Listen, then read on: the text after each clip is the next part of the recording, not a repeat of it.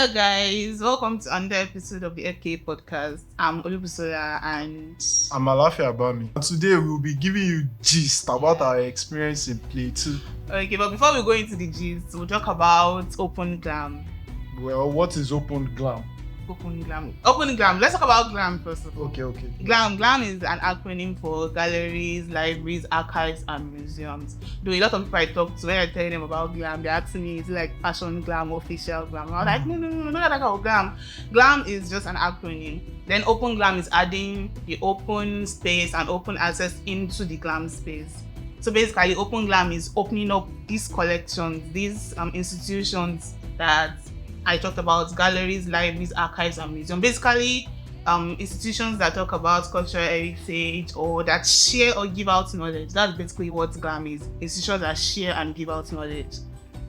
And I think it is important to discuss why we need Open GLAM. So, I think the major reason why we need Open GLAM is the access to cultural heritage. Or what do you feel about it? They are a cultural heritage institution. So opening them up is giving people access to whatever information they store or they carry. So Open GLAM, open access, open space to this cultural heritage institution is very, very important. So as to give people access to this cultural heritage.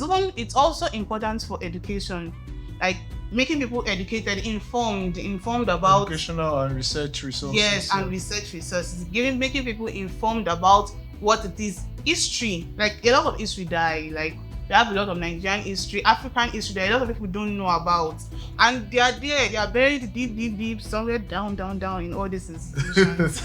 So like it's kind of opening them or making people aware that this information exists and you can access them in this particular library, in this particular museum, this particular access and do. So we're just kind of talk about advocacy for Open GLAM, and that's taking us to the Plateau State also hyped up about. So I feel it's important to talk about how GLAM enables knowledge sharing amidst institutions. For instance, galleries, libraries, archives, and monuments, if they come in partnership with one another, they can share educational resources within or between each other, and thereby they are promoting knowledge in the whole universe. Now, we went to Jos. We really went to Jos. We went there for Open GLAM advocacy. Not like we went there. We went there for Open GLAM advocacy. But we went to Jos for Open GLAM advocacy, and it was fun actually. It was nice. That was the first time I was actually going to Plateau State. So what's your experience? What was your experience like? It was cold. Wow. It was very cold. I beg to differ. Wow. The whole coldness is overhyped. It was cold to me. Like, it is overhyped. Coming from the north, going to Plateau. You stay in Abuja, there is no difference. Like there is. It is overhyped. Okay. That is my opinion. Go ahead with your experience. Just go ahead. For me, Jos was cold, but Plateau State is a very, very beautiful place. Like we visited the National Museum, Jos. We were welcomed by the curator, and he took us around. There was this exhibition, something early 20th century exhibition. He took us around. I've forgotten the exact name. Culture. Yeah, he showed us the Nok culture, farming, trading, everything. Like the way life existed in the 20th century, like took us through that journey, and we were able to experience that. It was fun, and then introducing Open GLAM to them, like you guys have this and we didn't know about it. Like I'm sure a lot of people don't know about it, so that's kind of what we are talking about. Like there's this whole experience of the 20th century, and I'm sure very few people are aware that stuff exists in National Museum in Jos. So we tried to pitch Open GLAM to them. How would you feel opening this up? Creating digital images of all these stuff and putting them on a website where people will have virtual experiences, virtual tours to museums. That's kind of what we hope to achieve. So we went to preach the message of Open GLAM to them. Yeah, we also showed them about the Open GLAM. What's it called? Is it Open GLAM, the map, the digital. Okay, yes, the map.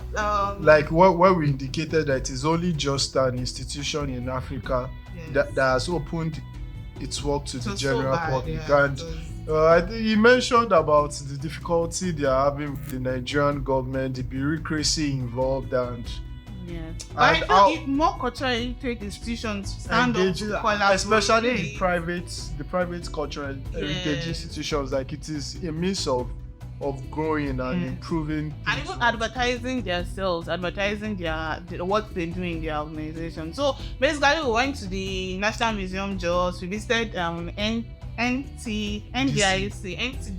Yeah, the National Tourism Development Council, Corporation, yes. no, is it corporation, the North Central Zone, No, it's located in Plateau State. and also like the significant thing was Mama Aisha Yakubu. Mama. No, it's Nana. it's Nana Aisha Yakubu. Sorry. Yes, she was very welcoming. Like she embraced our idea. Like she made us feel like, yeah, this is something that is just again. Just Isaac, if you are watching this, you have to go to Jos again. So she welcomed our idea. We went to national something. That was the name the pastor. Oh yeah, no, it was still that place. No. Okay, it was still that. Okay, the Ministry of Tourism. Yes, Ministry of Tourism. Yes. And then it was like an amazing experience. They all welcomed our idea. They were all interested in it. And then we went to Pilgani village, right? Gunna village. Gunna. Okay, it was Pilgani is the name of the town. Yes. Gunna village. It's in south. It's in Langtang. Okay, Langtang North. Oh, are you sure you're on this journey? It's Langtang North local government of Plateau State. I went there and they took us to a beautiful cultural heritage site. They took us to They took us to this Ipak Makmak rock. Yes, and they told us the story of Strange, you remember that name? I remember the name. I wrote the article on it. I remember the name, the Impact Magma Rock, and then they told us how it was only one, the chief priest that could climb the rock. Blah blah blah. There was a no. I just have some contrary opinions. No, it's their heritage. Like you can't dispute it. It's what they do. The other guy that climbed it, was he a chief priest? Yeah, they said they appointed him like few weeks before we came down. Okay. So and they said there's like a pot at the top of the rock that when rain falls, rain do not enter into that pot. But Spiritual. And then it was. Is this spiritual or metaphysical? Anything just to call it. I know that, and they were excited to see us, and I feel that's the issues a lot of community have. Like, if we didn't go there now, if we don't find institutions or organizations that would go there and give them a voice, like those places would not exist. They took us to another rock or like a hill where they said they hide women and children. Synchronicity, you remember this one? Yeah. It was kind of like a market square. Yeah, On top was like a market square. The Synchronicity is the cave. Okay, the security is the cave, yeah. So the up was like a square, while inside there was like an hidden cave where they hide women and children doing war. And I think Costa entered inside that place. I entered inside as a man with mind. Yeah, and they said women are not allowed there. So when I went there, I was feeling so wow. Are you sure that I'm Don't worry, Africa is getting better. Africa is getting better.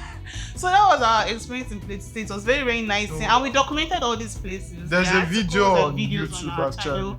And I'm very sure there are a million and one other places like that. In not just in Jos, like across there are places in Taraba that I've even discovered. Like across the Mambila Nigeria, side. across Africa, a lot of sites like that. But they're just sitting there. Nobody knows how beautiful they are, all the stories behind them. So that's basically what we're after. I think this is the point where we have to like share the strategies involved in promoting Open GLAM.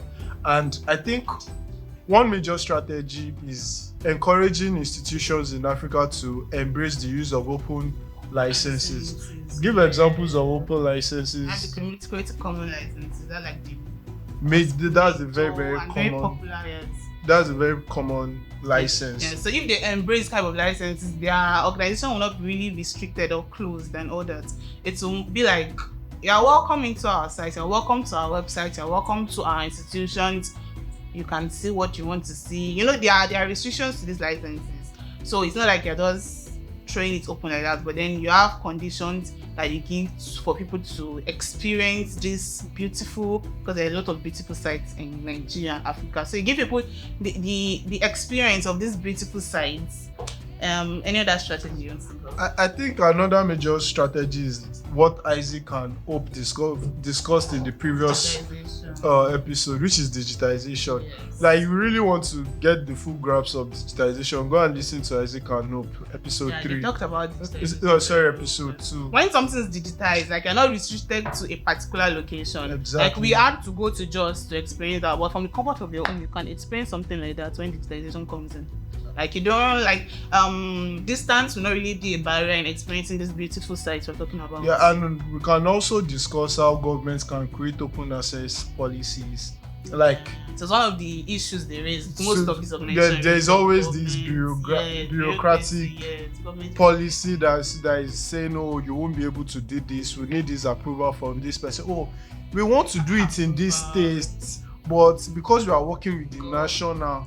Yeah, you have to go to Abuja to speak with so and so person in Abuja, and these are the things. This letter, and these are from this office to this office. Are the issues that we have in promoting Open GLAM. This whole bureaucracy from the government, and so if the government are more open to this, it will even spur private institutions and organizations to want to also. There should be a policy about it, and also the use of metadata and linked data also is a means of promoting. Is a strategy of promoting. Having like the Wikidata page exactly. of like Dan Rock now, having a Wikidata page of the Rock, yeah, it was established, what community it was established in, and basic details of the Rock. And I feel another strategy is what we did, going like door to door. Not really door to door. That's advocacy. Yes, advocacy. I don't say door to door because we ain't going to knock on their door, but like we knock. Go ahead.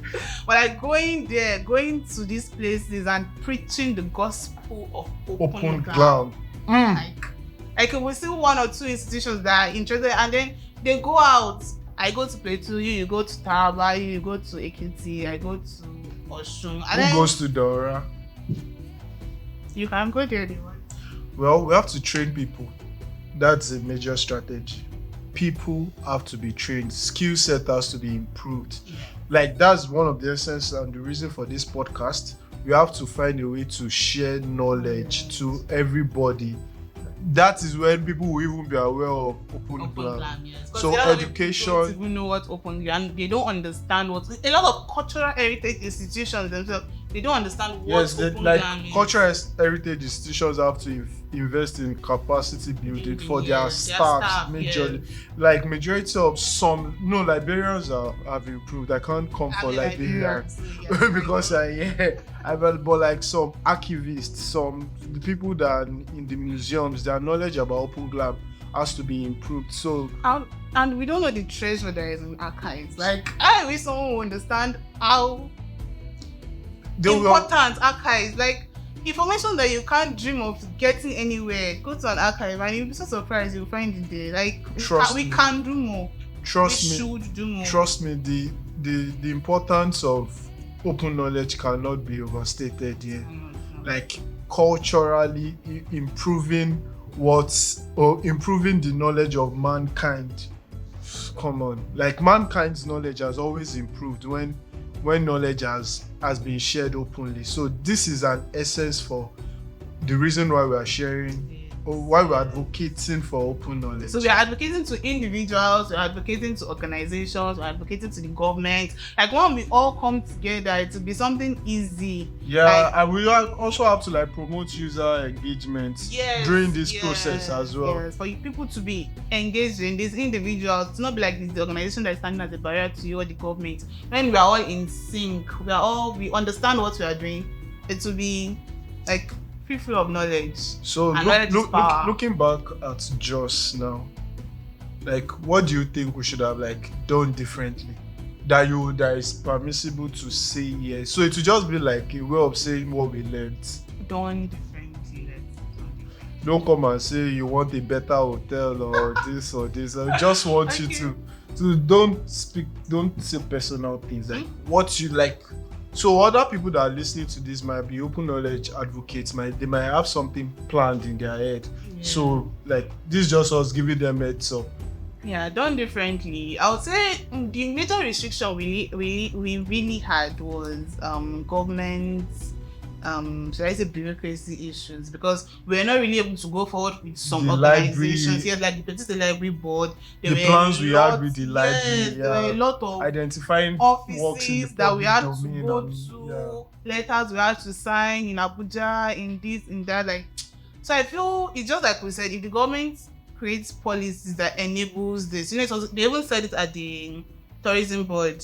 They spoke about all this. So I mean, it's true. They said something about writing about the history of Plateau State, something like that. And asking we have secondary that school in the- students we and have that in university plans. preparatory students to write more about. So I feel we can actually not just something we should have done instead of focusing on just institutions. We could have focused on, should I say, individuals going to these secondary schools and universities and telling them about. I mean, we are advocating open access. Wikipedia is a very, very easy. It's one of the most, should I say, we are Wikimedians. So creating articles on all these historical sites, historical places that we will not have access to, but they as indigenous of Plateau State, they would have access to them, they will know more about them.